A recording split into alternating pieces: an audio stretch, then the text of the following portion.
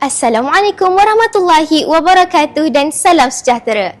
Bersama dengan saya, Sharifah Marwah binti Said Fahmi Afendi.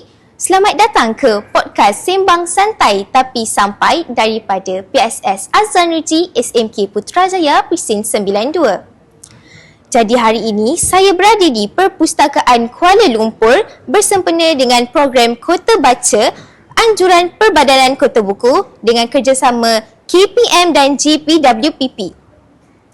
Hari ini kita bersama dengan seorang tetamu istimewa kita, tidak lain dan tidak bukan Tuan Hasri bin Hassan, Timbalan Ketua Pegawai Eksekutif Bahagian Operasi dan Perbadanan Kota Buku. Assalamualaikum Tuan. Waalaikumsalam.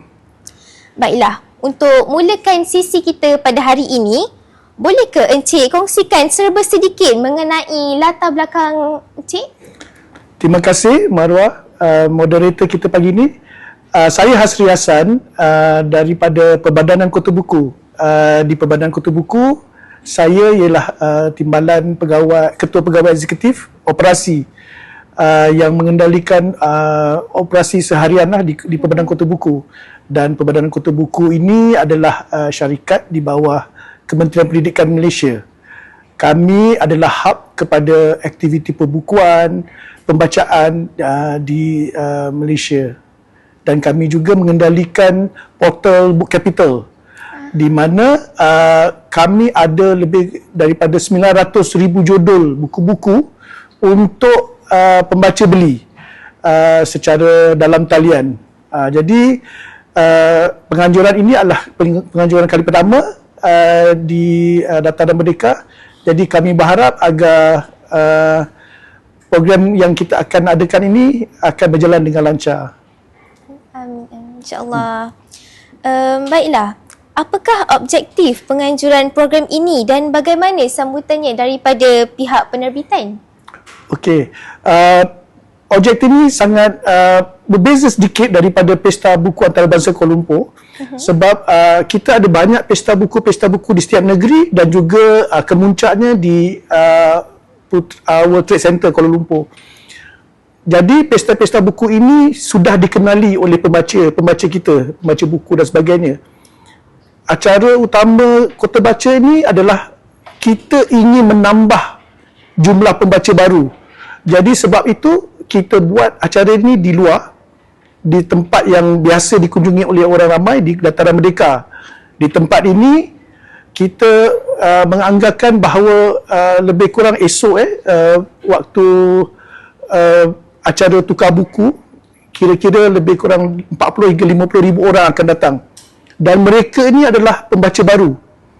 Jadi kami bekerjasama dengan entiti NGO seperti Kereta Api Sarung dan juga beberapa NGO lain seperti Kela Buku dan sebagainya, agar orang-orang baru ni lebih-lebih lagi generasi muda, generasi Z, Gen Z, generasi Alpha ni datang, kenal buku dan mula kenal bagaimana untuk membaca dan sebagainya.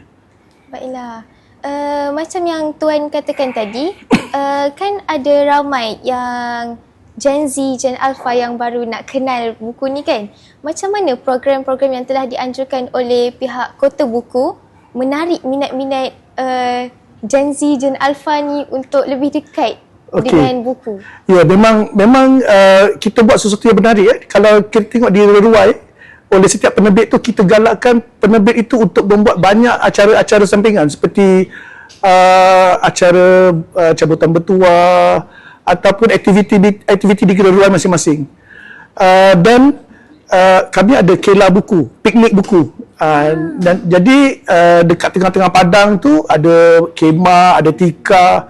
Jadi nanti waktu petang, waktu malam mereka akan berkelah bersama keluarga dan juga kawan-kawan sambil baca buku.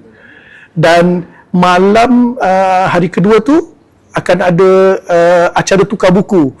Kalau kata Marwah suka buku fiksyen, saya suka buku fiksyen. Saya ada buku, saya boleh kata, hai, boleh kita tukar, saya dah baca buku ni, Marwah dah baca buku tu, kita bertukar buku. Jadi saya tak langsung, dia sesuatu yang membuatkan sangat unik lah.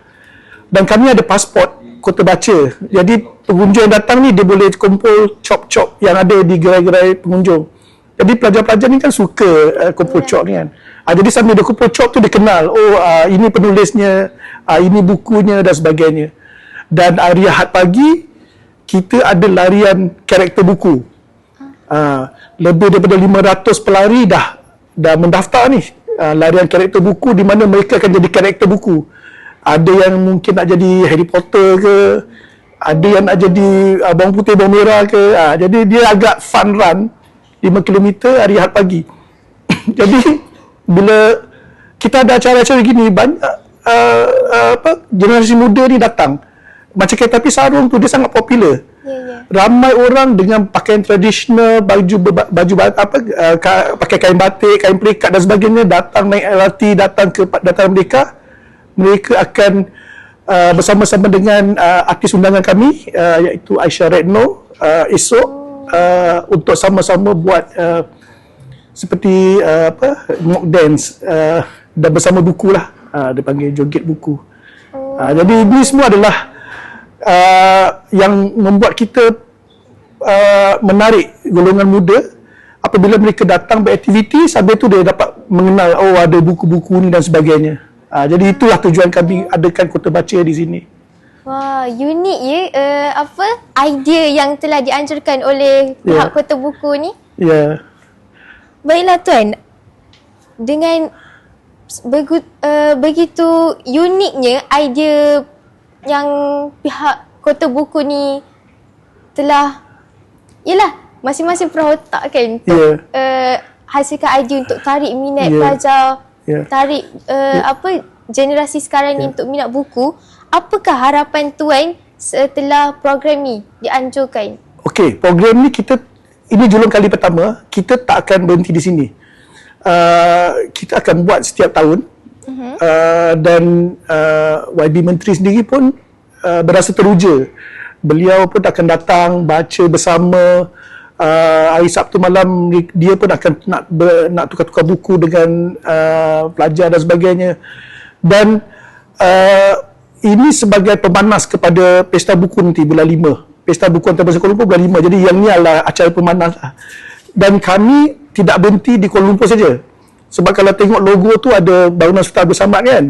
Nanti mungkin kita, kalau kata contoh kita pergi ke Langkawi, kita letak dataran Lang pula. Kalau kita pergi ke Johor Bahru, kita letak dataran Johor Bahru. Jadi acara ni kita akan cuba kembangkan ke seluruh negara agar semua pembaca muda, pembaca-pembaca yang sedia ada dapat menikmati festival buku yang sebenarnya lah. Sebab pesta buku ada, tapi yang ini lebih kepada festival, jumpa penulis dan sebagainya.